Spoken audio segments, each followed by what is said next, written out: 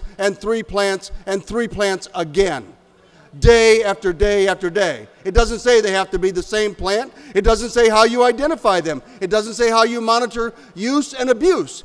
It just says you can have them if some doctor, who now becomes your doctor, says it's okay. If we are serious about using marijuana for medical purposes, it should first be used in a controlled environment where we can see if it really does work compared to placebos. The normal testing that you would give if aspirin were invented today, if we went out into the jungles of South America and found this wonderful drug called aspirin and we brought it to America, we would want to test it that way. That's not what this bill calls for. We would want to monitor the behavior of those who use it. That's not what this bill calls for. We would want to talk about distribution channels, controlled distribution channels. Why is there nowhere in this bill does it call for the intervention of an addictionologist? Why would you do that with a controlled substance like marijuana? Obviously, you would want that considered. Ladies and gentlemen, you can vote for this, you can vote against it, but please understand, this is about the possession of marijuana. That's all it's about. It's not about medical treatment. If we're serious about medical treatment, I welcome that debate. I welcome those trials. I welcome the information because I have always supported and will always support the advancement of medical science. That's not what this bill is about. Shame on anyone who tells you it is, and I'm keeping my word. I was opposed to it, Representative, from the beginning. For those reasons, I stand opposed to it today, and none of us have misled you in our opposition. Thank you, Mr. Speaker. The lady from DuPage, Representative Belloc. Thank you very much, Mr. Speaker. Will the sponsor yield? First of all, I want to say thank you, and I respect the sponsor. He's worked very hard on this bill. We've been back and forth about this bill for the last couple of years, and neither one of us has changed our stand on it.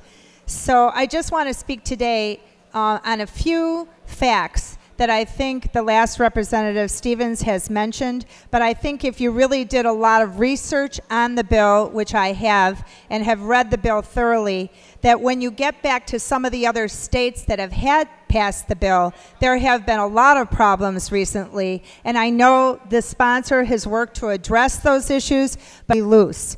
When the bill went through Colorado, we looked up the research on the glaucoma issue, which is a main part of the reason for the bill. The American Glaucoma Foundation said medical experts believe that marijuana could actually prove harmful to glaucoma patients because it only lasts for 3 hours. The pressure behind the eyes builds up and goes down, so you have to continually smoke it, whereas there are other products on the market that will not put the pressure on the eyes as much as using the marijuana. The American Cancer Society on its website has quoted studies which show marijuana smokers have 2 to 3 times the cancer risk of non-smokers, and said that patients should not use marijuana, especially since safer medications are available. Now, I know that there is contention about that issue, but this is what is on the American Cancer website. The National Multiple Sclerosis Society currently is conducting research trial and states that additional research is needed on this subject, especially related to other side effects and not perceived effectiveness of using marijuana. There are trials on MS patients, but they have not come forward, full forward to support the bills. Above all, the Institute for Medicine, which is a non-government entity, conducted the most complete review of marijuana and concluded that marijuana is not a medicine and stated that there may be potential, but there is not yet enough evidence on this. So in conclusion, on some of those medical aspects, I do not think there is proof at this point to go forward, even though I know there are people that feel it is necessary for their treatment. I think the medical groups, which we all respect, do not back that up. I don't see anything in the bill that actually regulates the actual product itself. There are rules on the dispensing of the product, but not on the actual product itself. The enforcement issue is extremely problematic at this time too. I don't know if public health would be able to enforce it. Local police throughout Illinois are totally opposed to this bill. They still believe that marijuana is a drug and that it is a gateway drug. They do not believe that it is a medicine. Recently, Time magazine, if any of you saw it last week, their entire 6-page editorial was on the mainstreaming of marijuana in America as a drug. There were several issues that were brought up in that magazine, but especially about the states that have seen it go out of control in the enforcement of the issue. I look to all of you today. We know that there are people that want this drug, but now Obama, who had said recently a year ago that he was for lighter legislation on marijuana, now has gone forward, brought back President Bush's drug czar, who a month ago, when all the marijuana usage was up in adolescents throughout the United States of America, has now said that she points that specifically to the medical marijuana laws in the United States. Recently, we had a town hall meeting in my area on heroin.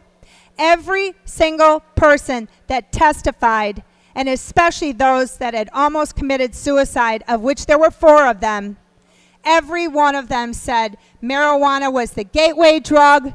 That is how they got into the usage of heroin, and every one of them was opposed to this bill. So I am asking you all today, I know that there are people who feel this is necessary medically for them, but the FDA, the main organization that we look to, the DEA, another main organization that we look to, the Glaucoma Group, the American Cancer Society, the National Multiple Sclerosis Society, the Institute for Medicine, none of them are pushing for this bill. I ask you to oppose this bill at this time. Thank you.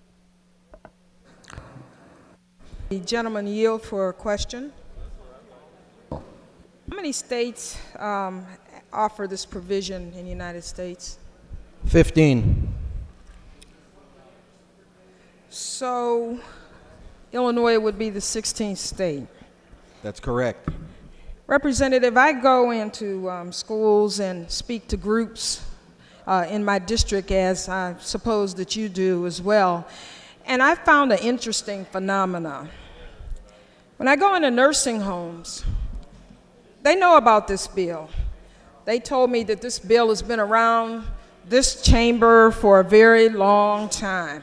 And there have been noble representatives and senators that have introduced the bill, and with varying results. Obviously, they didn't get it passed.